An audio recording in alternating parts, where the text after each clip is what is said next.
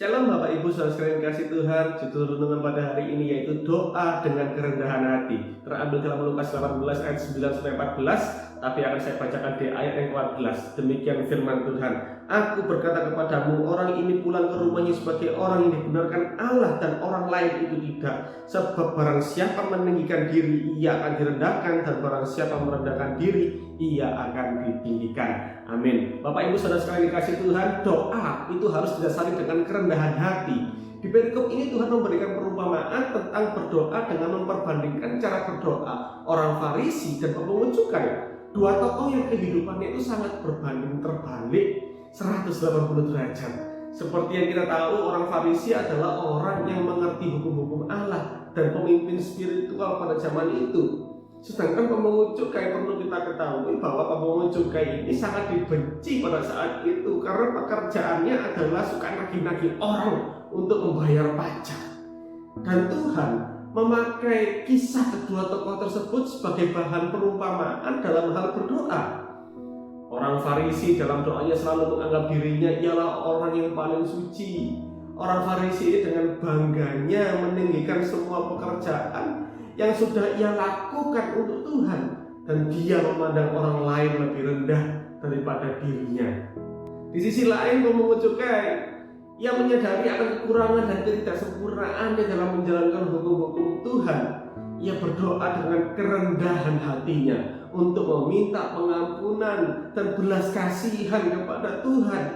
Dan Tuhan memandang hal tersebut sebagai sebuah kebenaran. Sebab firman Tuhan menegaskan bahwa barang siapa meninggikan diri, ia akan direndahkan, dan barang siapa merendahkan diri, maka ia akan ditinggikan. Apakah yang menyebabkan pemungut cukai ini pulang dengan mendapatkan pembenaran dari Tuhan? Ingat, Tuhan membenci perbuatan dosa, tetapi ia mengasihi orang berdosa. Terlebih mereka yang mau bertobat dan meninggalkan dosa-dosanya. Pemungut cukai ini datang merendahkan diri di hadapan Tuhan karena ia sadar ia adalah pendosa. Bahkan di ayat 13, ia sambil mengakui dosanya, ia memukul-mukul dirinya, tanda penyesalan yang sangat dalam. Dalam 1 Yohanes 1:9 berkata, jika kita mengaku dosa kita, maka ia adalah setia dan adil sehingga ia akan mengampuni segala dosa kita dan menyucikan kita dari segala kejahatan. Sikap mau merendahkan diri inilah dan bertobat dengan sungguh-sungguh inilah yang menyebabkan Tuhan membenarkan pemungut cukai ini. Banyak orang Kristen yang membanggakan diri tentang ibadah dan pelayanan yang dilakukannya, lalu menganggap rendah orang lain. Bukankah hal ini mengindikasikan bahwa kita adalah orang yang sombong?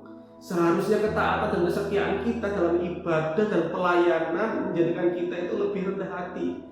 Pun demikian juga ketika kita mengucapkan doa, mari sadarilah keberdosaan kita di hadapan Allah, serta mintalah belas kasihan dari Tuhan, dan bukan menghakimi atau merendahkan orang lain. Mari belajarlah berdoa dengan rendah hati dan mengakui dosa-dosa kita di hadapan Tuhan. Amin. Tuhan Yesus berkati kita semua.